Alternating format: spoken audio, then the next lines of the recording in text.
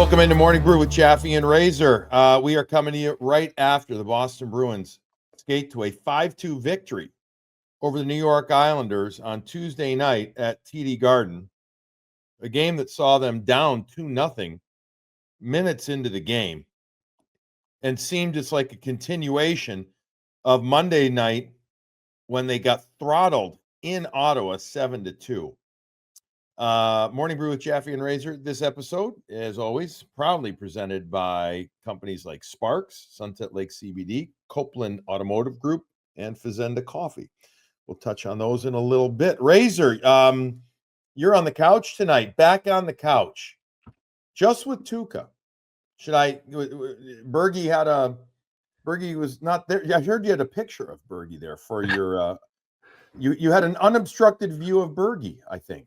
We had Bergie, and then he came in and zoomed in on the third. So he just had a family night, just a logistical unableness. Yeah. That's what four kids will do to you. You know? Yeah, exactly. So he put everybody to bed and jumped on for the third period.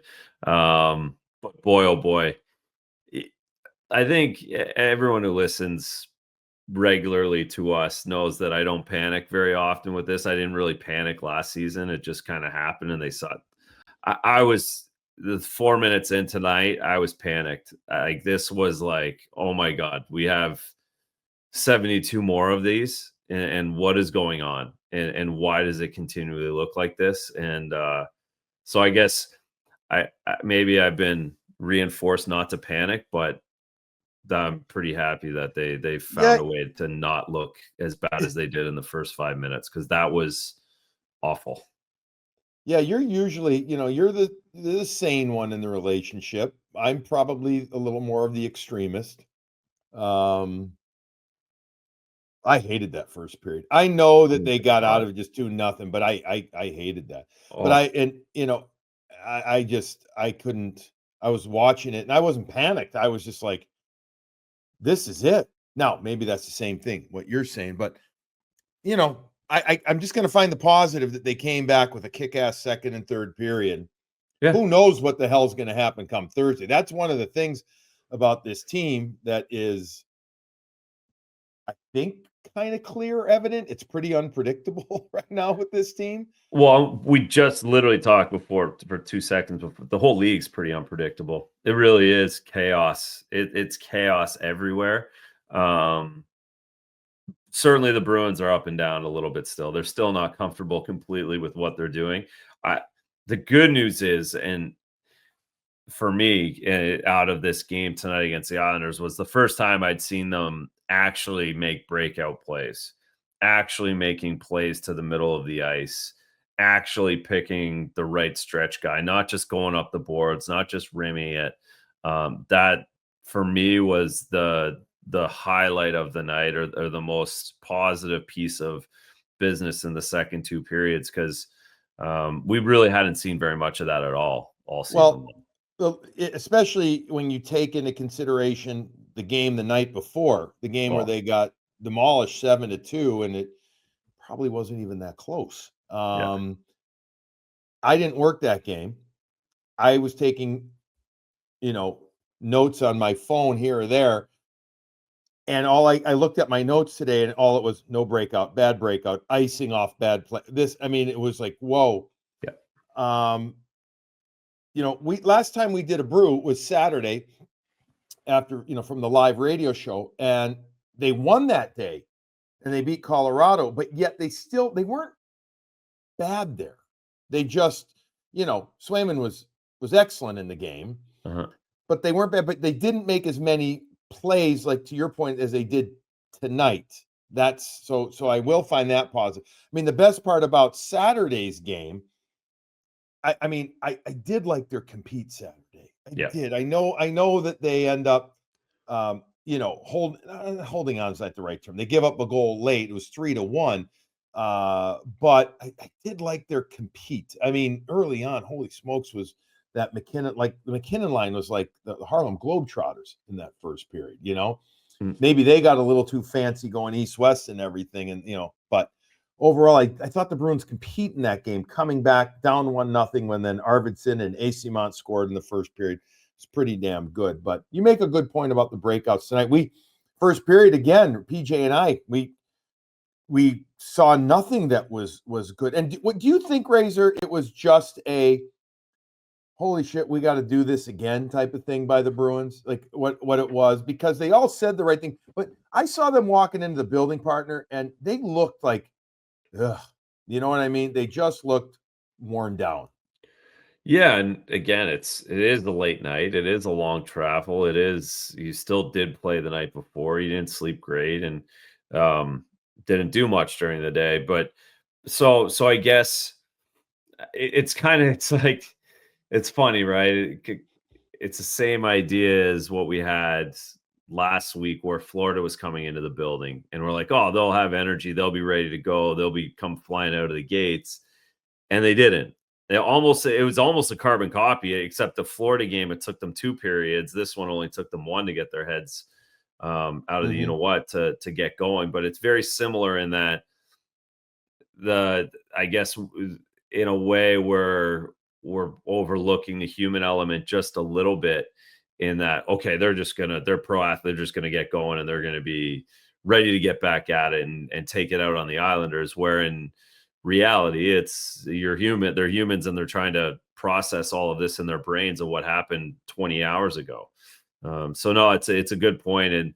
And again, it's similar scenario as Florida, where you thought you were going to get more than you did. And again, they got punched right in the face, right in the first 86 seconds of the game. Like, holy smokes. Yeah.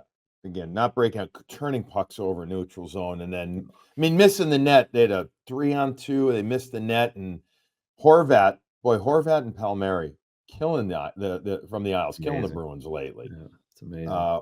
Great shot.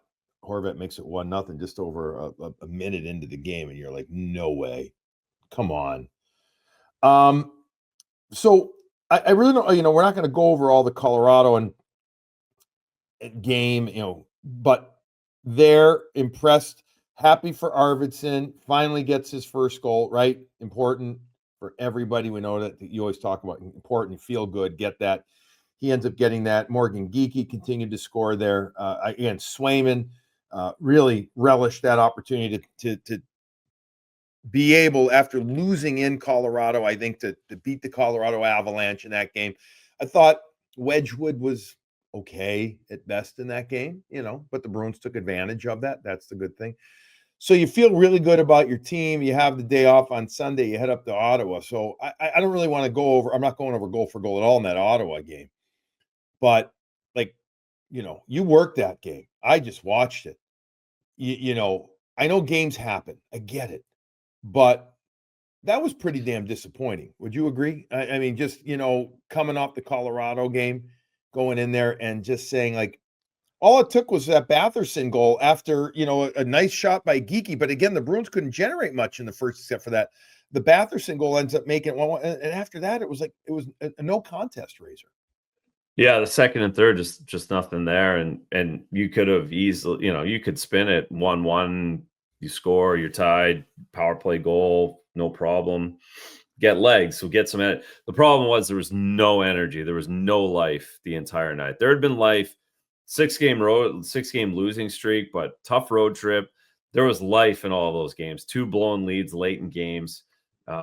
3 blown leads, really 3, Anaheim, Utah, and Florida in a row, blown late, but they were in it. There was life.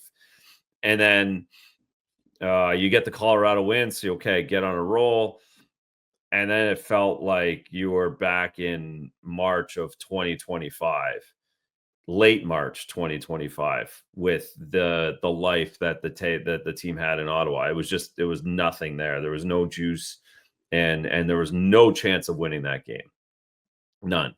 And that was frustrating to watch and try and explain, because again, there's been explanation for a lot of this stuff, but that one didn't really have it. So speaking of that, you're hearing from Marco Sturm an awful lot. Not enough buy-in. Some passengers, not everybody's on the bus. Whatever. Terms he wants to use. It's the same thing. It means the same thing that we're hearing in the last 7 to 10 days, a couple of times, right? Yeah. How concerning is that to you? It's concerning to me. Yes, I feel better they won tonight, but if you're really gonna, analyze this thing, isn't that a concerning factor that your head coach is pointing this out not just one time, but he's having to do it repeatedly, Razor? And it's so early in the season and so early in his tenure as head coach. Maybe I appreciate his honesty, his forthrightness, but don't you think that's a little bit of cause for concern? I mean, it could be. I'm curious about the context. Like, yeah, you just said it. He's a new coach. I'm curious if that's his thing. Like, if that's kind of what he says, but what does he really Kind of like, this is mean? what I'm saying to you guys, so I'm just going to say it to everybody, and Correct. type of Like, thing. and it's easy to say that, but I don't like that's a way of criticizing everyone, but not criticizing one person, Hmm. or two people. So, I'm not.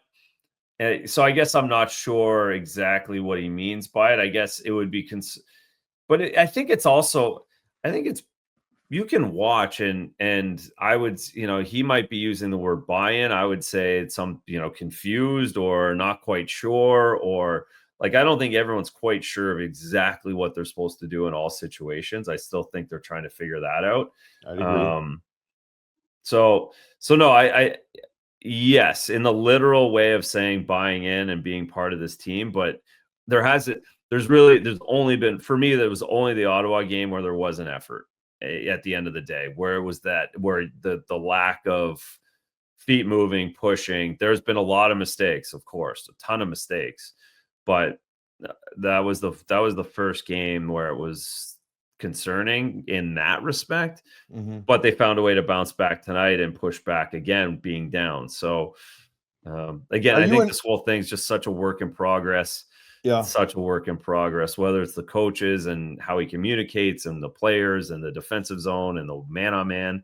There's just a lot of moving parts. There are. It's.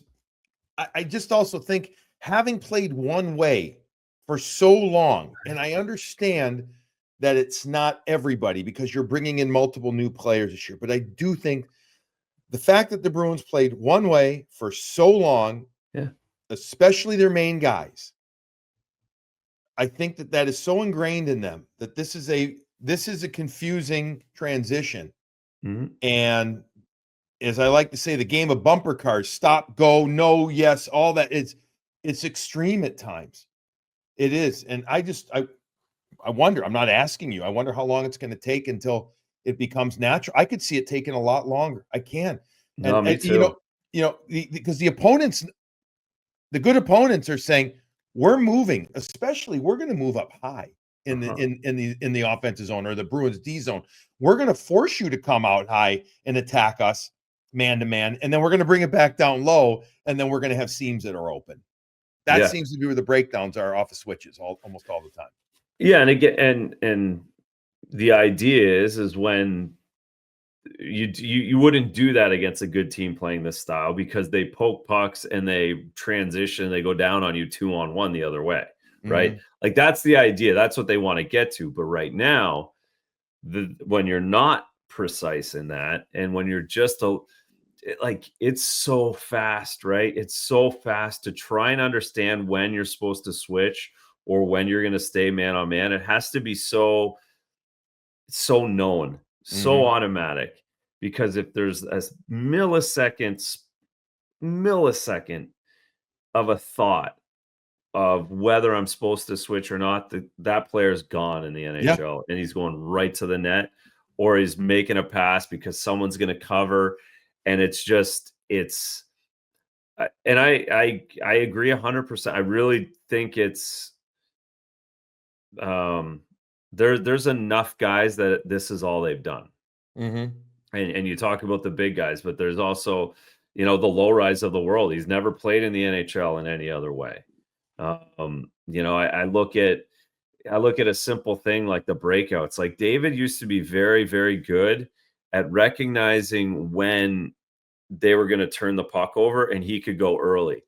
And in man on man, you can't go early.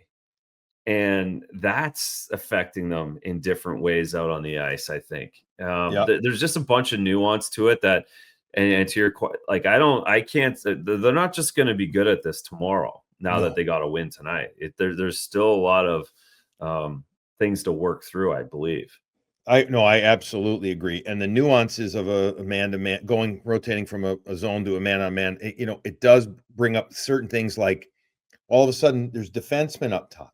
So if the puck is turned over, they're the ones that are supposed to exit the zone. And now you have them acting as forwards. And so who are we that's not passing it to? Who are we Who are breaking it out right. to? That's why I'm not a huge fan personally of man-to-man. I'm just not, because now, you're relying at times on forwards to break the puck out. And sometimes it's defensemen who are up top. And instead of making plays, what are you doing? Chipping it out, getting it out, live to fight another day type thing. Anyways, we can get into more of an X and O talk another time. I want to talk about some other things. Let's focus on this Islander game, not just because they won, but because it was a nice response to it. And you brought up the name Mason Lohrei. He did not play in this game. Yeah. Jonathan Aspero, congratulations to 26-year-old Aspero on playing his first NHL game. He takes his spot. Hampus Lindholm also comes back into the lineup, which very important for this team. If you've heard us on here, we have said how important he is just to have him, his 20+ minutes a game back. But first of all, right decision to sit Lohrei in this game, you think? Yeah. Razor? Yeah. Probably would have done it a few games ago if Lindholm was healthy. I'd agree. They just needs to happen. It needed to happen. He needs the reset. He needs to watch. He needs to just get it. They need to get through to him a little bit here. That this just is, it's just not, you can't do it. It's not acceptable. They need more. They need more. And you made the point too, that this is what he's only known, meaning the system. And so maybe watching a few games will be helpful. I thought Aspero, who played 1441, he had 4 block shots, I thought was serviceable. Very, very solid third pair D, did his job.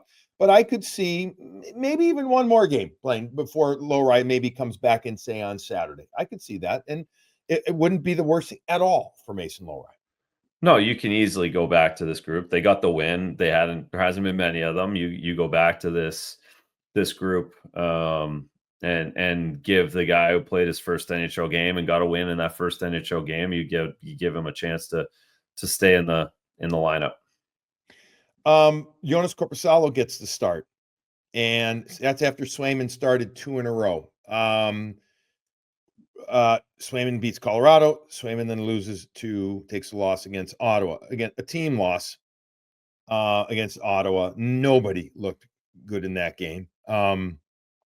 Were you surprised? I'll ask you, were you surprised that they went back-to-back with Swayman, or because it's the old, Ottawa Senators divisional game? I mean, is that why they did it, or you think they did it because Swayman played so well on Saturday against Colorado? They want to get him, keep him going. Yeah, no, I think you want to keep him going, and again, he is your guy at the end of the day. If the playoffs start, it is Swayman's team. He's got the deal and the whole thing, so he is going to get those back-to-back games throughout. And they were going to split this no matter what. So yeah, no, that made complete sense. Sway would get the first game of it. It's a division game. That does make but not a big difference because still have an Eastern Conference, but it makes a difference. It is. It's more important. And now, Korpisalo gets himself back in the mix because you don't want to lose 4 in a row this month. If Korpisalo loses tonight, that's a big start for him, huge start for him, because he wins his first game and he plays well a game or two, and then he loses. But then all of a sudden you've lost 4 in a row and you haven't won since the second day of the season. And now you can start losing starts. But instead he gets a big win. Swayman has 7 goals the last game. Now you can flip it the other way where now you got to keep Korpisalo in the mix.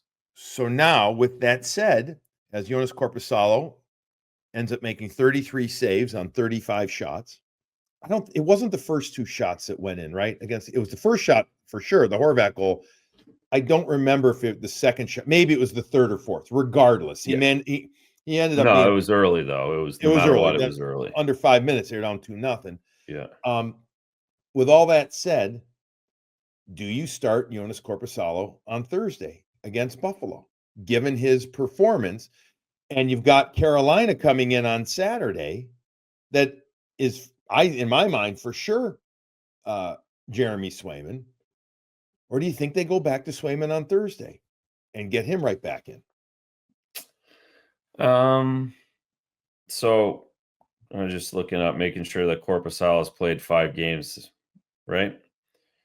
Which is what we said Yeah, he's going to go 8-5. I yeah. think you go Swayman both of these games. They're both at home, and then you have 2 days off the next week, and then you can go Tuesday, Thursday. You could probably go every other the week after, but I think this is a good spot to put Swayman back in on Thursday, and then can kind of go from there. But Saturday also feels like a Swayman start as well. See, So to me, that feels like a must sway start, or yeah, must start sway on Saturday. I just loved how Korpisalo no, he's battled great. his ass off. He's Second battled until every single one of these games. He's been invested. We've talked about it on the show. We've talked it on this show. We talked on the radio. Like, he's all in. And again, I think the 8-5 mix this month is perfect. So let's give Jonas Korpisalo our spark of the game, because brought to you by Spark Sharpener, the finest at-home skate sharpener you can buy. And don't forget the $100 off bundles right now. They have custom NHL sharpeners, and they are the preferred at-home sharpener of the NHL. SparksHockey.com, the place to go. But he provided a spark. I thought there was that shorthanded save. Was it on Horvat again in the second period? They only had one shot on goal for a while in the second period. Crazy, right? By the Islanders. And then late in the period, under about 4 minutes, they ended up getting, I think it was 9 shots on goal. And what a performance by Korpisalo the last 3.5, 4 minutes of that second period. Again, he provides the team and us with the spark of the game. I love his compete, Razor.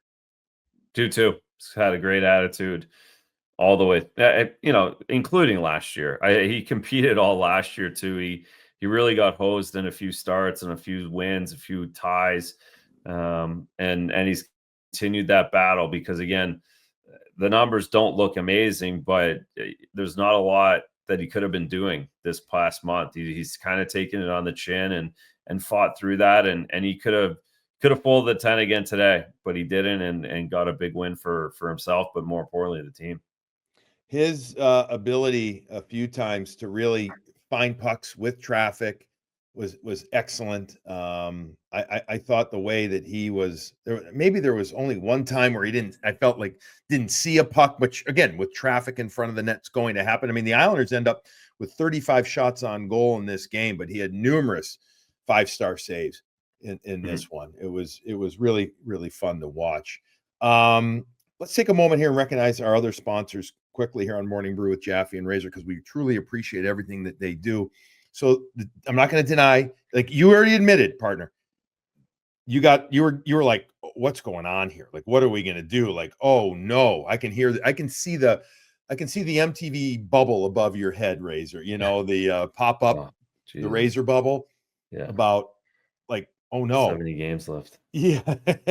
and the yawn count was going to go up. I knew that, but I'm thinking, I'm going to be honest with you too. At the end of the first period, I'm thinking, how much Sunset Lake CBD product am I going to take right away when I get home to get a good night's sleep? I've got a short sleep tonight. I'm looking to get up early in the morning to go get my exercise in at my Wednesday morning skate, which I just love doing with the guys. But so I was going to have to modify a little bit of my Sunset Lake CBD sleep gummies. They've got different types. They got 2 different gummies, folks, that I have my issues sleeping. I love them. So they've got the gummies. They've also got the tinctures, which is just the vial. You take a little bit, put it under your tongue.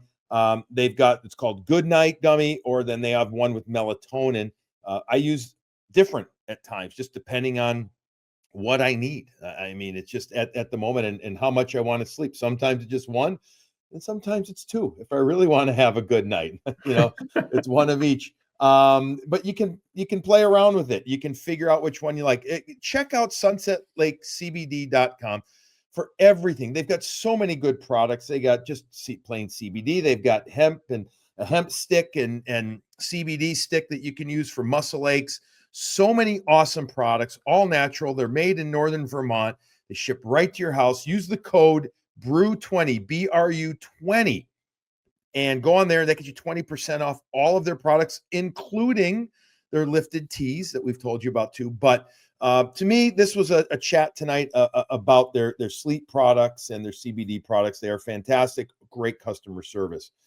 So you want to check them out. Speaking of great customer service, Razor, tell me about the customer service when you went to Copeland and you got your Prius or your Chevy. Because I know that you enjoyed Todd Copeland's customer service. Oh, it's the best. And I'm going tomorrow. Happens to be I'm going down Wednesday. I'm in the business for working on a new Chevy. So I've got to go down, and you talk about great customer service, a call. Hey, I'm coming down. Perfect. Done. We'll have everybody out there and we'll go through and see what you need and see what you got. And so yeah, I've talked and it's literally the best. You buy a car from them, you get a lease from them. They're right there for the next thing you need. So it's are you adding a car or are you trading? No, we're switching out. You're switching out. All right. Yeah. So you can check out Copeland Chevrolet in Brockton. He also has them in Hyannis and Hudson, Toyota in Brockton, where it all began. And then they also have a Subaru in Hyannis. So 5 different dealerships in the Copeland Automotive Group. Go to count-on-Copeland.com. Count-on-Copeland.com. Because you can count on Copeland. You can check them out. They got all these different cars, new and used. They are Razor approved. We might have a series coming up, Razor in the Prius. Maybe one day we create some content of Razor in the Prius on one of your long rides to Canada. And you can tell us all of that. And you know what else you would need in your car? Lastly, you would need some Fazenda coffee while you're driving. Take some Fazenda coffee and drink it up, especially if you want to make the cold brew stuff. FazendaCoffee.com/morning brew, the place to go, Razor, for all things morning brew, but especially Fazenda. Check out their whole bean, their ground coffee, their light roast, their dark roast, everything you could want. The greatest coffee that in the area. Fazenda Coffee is out of Dedham, and Fazenda Coffee has been a sponsor of Morning Brew with Jaffe and Razor for years, and we greatly appreciate them. I've had some wonderful Fazenda coffee the last couple of days, grounded up fresh and making pots of coffee for me and Vic and enjoying that. The morning brew blend, which is a strong like espresso roast. So I've loved that. Thank you to all of our sponsors. Razor, let's talk about the tweaks to the lines. Morgan Geekie, who's been hot as all hell and had another great shot goal in this game. But he got taken off early on the game, the top line, and switched with Husnadinov, who I thought played pretty well. I noticed him when he gets the opportunity to play with Elias Lindholm and David Pastrnak. You had Geekie going down to play with Minton and Tanner Janot. I don't know if it was. I didn't like Geekie's back check on the first goal. I didn't. He was slow to back check there. Yeah. I don't know if it was the result of that, where Marco Sturm said, we're going to make a switch, or if it was just, we need to try something different. If I get a chance at practice tomorrow to ask Marco, or on Thursday, I would like to know what the answer is. But they tweaked the lines up a bit there, and I guess you could say it worked. Now, granted, he scored on the power play, but still, I liked again what I saw from Husnadinov, and sometimes you got to switch things to try and make something happen. Yeah, and when you have those 4 kind of periods, they haven't touched the top line. That's the one thing they haven't touched. So, all right, we're going here now. This is next up. And yeah, I was double checking because it's there's a lot where we don't really the small TV. It's Yeah. But I'm like, so is Geeky like 3 times in the set? So is Geeky out there with these guys because of a line change or because this is what it is? And after the second time, okay, these guys are together. So this is a new line that's been put together that we haven't seen.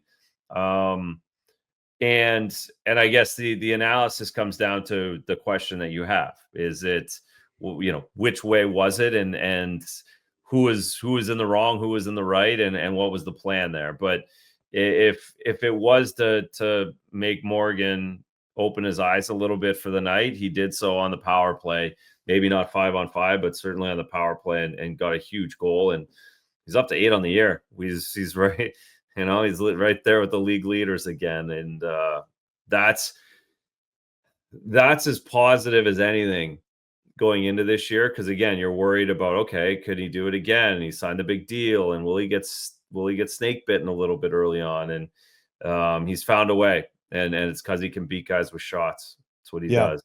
Yeah. It's repeatable. It is. He's second best shot on the team. Yeah. Good release.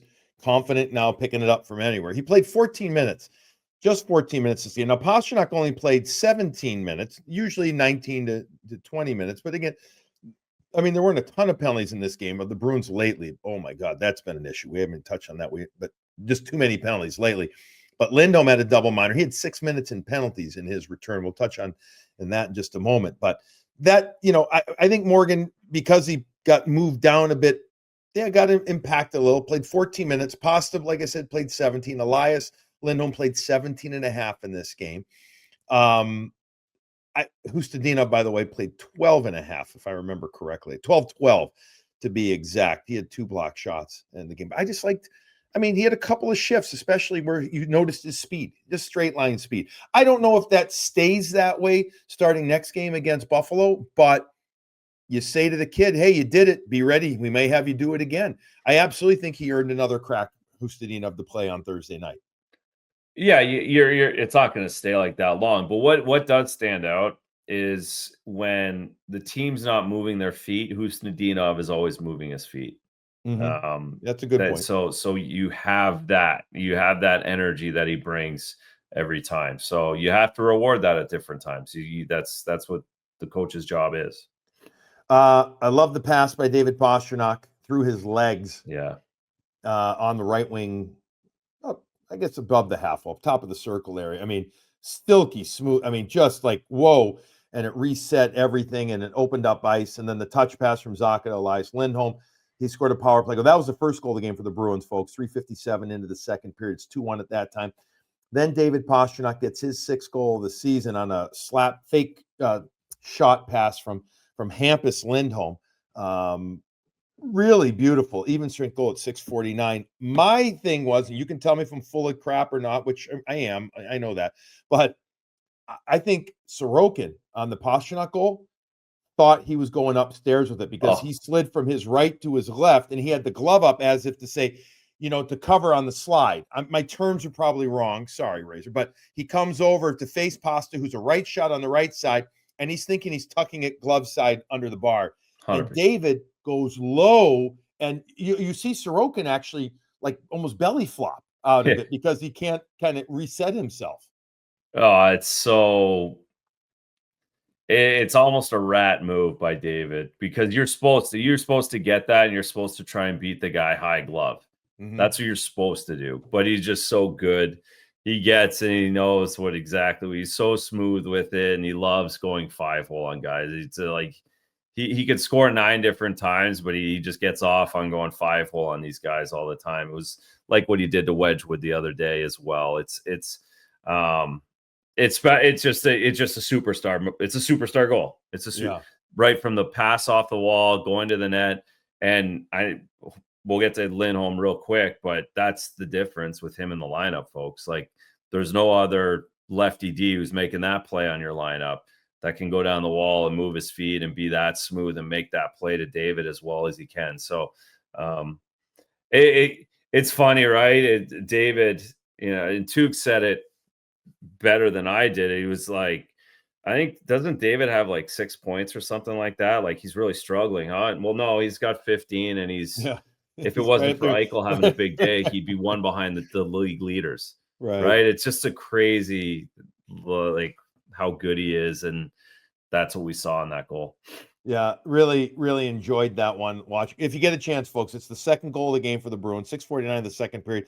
Watch how the glove of the goaltender Sorokin comes over and comes up actually as if to take it away, and then Pasta just buckles him. He absolutely just makes him look not crazy, silly, but it just buckles him right there. Michael Eyssimont gets his 3rd goal of the season at 7:48. of the second period off of a nice play from Charlie McAvoy, who brings it in from the left side. And Eyssimont gets a good net front battle and has it go in off the backside of his stick blade in Zadorov with the assist as well. And then the power play goal in the third period, that's the geeky goal. It was a pass from McAvoy, ended up having 2 assists in the game. And he ends up one-timing it, which the puck was on its side when he made contact with it. So it had a bit of that kind of fastball, like not a knuckleball, maybe like a knuckleball. It had zip on it. It had oomph on it. And Fraser Minten scores an empty net goal. Minten, he was applauded for being their best player on Monday night, which, there weren't many good players, but he had his legs moving.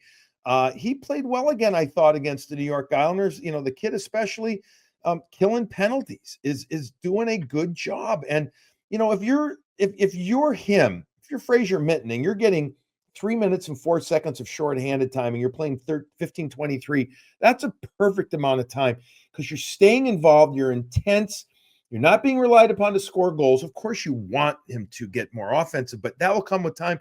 But by keeping him involved in the PK where he really relishes, it gives him that purpose. It makes him feel part of the crowd, part of the team. I think he did a really good job again today. I did, and he was very good the other Monday night against Ottawa in a game that didn't have anything good about it. No, he's earning his keep. And he's sticking around and he's developed. This is how you develop. This is how you develop NHL hockey players because every day he's getting better. Every day he's learning to shoot harder. Every day he's learning how to score on these National Hockey League goaltenders. Every day he's just picking one or two things up while he's playing 15 minutes, while he's being out there, while he's being effective. And on a team that is struggling right now, finding energy, it's up to a young guy like him to really provide that. And he tried on Monday. He did so again the other night. And he gets the karma rewards him a little bit with the empty netter. So now he's got 2. It was a good play too by him. It was a really good play up top in the left point and gets the Jets him and Mikey. Going. He's out there 6-on-5. So you get those, like, that's not normal for a 21-year-old. So all good stuff. Again, it's going to be unbalanced at times, but I like I've liked his resiliency through 12 games. I really do. Bring up the good play by Mikey Eyssimont. I thought it was a really good play. I thought he had a good game. I did. Again, second and third period. Yeah. Nobody I thought was very good in the first period except Korpisalo. He had nothing he could do on either one of those goals. Like that 6-on-5 goal. Like, oh my God, he had no chance whatsoever. Gorgeous pass from one side to the other. By the way, real quick, Schaefer kid. Dude. Matthew Schaefer, first round, number 1 overall pick. Yeah, he can skate. He can skate. Confident too. Yeah, confident. He's Makar. I'm like light or Makar light or new age D-man. That's what he is. He's kind of got that. He's a mix between Makar and then Lane Hudson. I felt maybe it's like he's bow-legged like Lane Hudson and bigger than him, but skates like that. All right. Lastly, Hampus Lindholm, 19 minutes and 3 seconds. Finally back in the lineup, cleared to play. He did have 3 giveaways. He did have 6 minutes in penalties. But after a first period that was a little bumpy, I thought that it was I thought he was pretty good.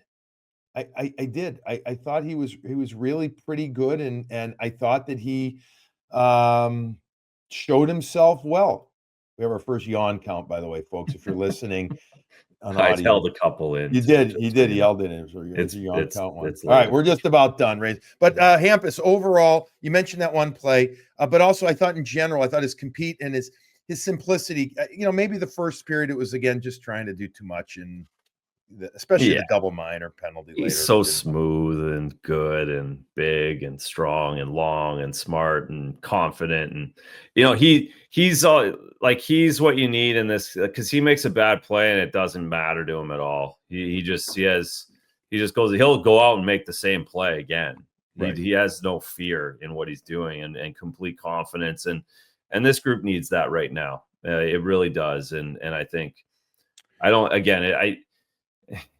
he's not winning the Norris. He's not the MVP of the league, but it's also not a coincidence that the three full games he's played, they're 2-1, and the other one he kind of missed. So they're 3-1 when he's at starting the game. That's just not a coincidence. Right. They need it. I mean, he's a legit NHL defenseman, and they need that. And as you said, big and strong. And by the way, he back-checked his ass off on the first goal. It was a great back-check. Yeah. Problem is, there was more than one player to back-check on. Picked the wrong guy. Yeah. All right. That'll wrap up this morning brew with Jaffe and Razor. On Thursday, pregame, before the Bruins take on the Buffalo Sabres, second time already that the Sabres come to town. We'll do a pregame brew for you, a 2-3 minute, get you set for that game. And then again, Saturday, Razor and I will be doing morning brew with Jaffe and Razor live on EEI, but then we'll have it out on a podcast as soon as possible. So the Bruins, now they've won 2 of 3. If you want to look at it that way, it sounds just great. Leave it there. Just leave it at that. Just leave it at that. Okay, we'll wrap it up. So Tonight. everybody, they've won 2 of 3. Let's see if they can make it 3 of 4 on Thursday night against the Buffalo Sabres. In the meantime, go enjoy yourself an extra serving of your Fazenda coffee.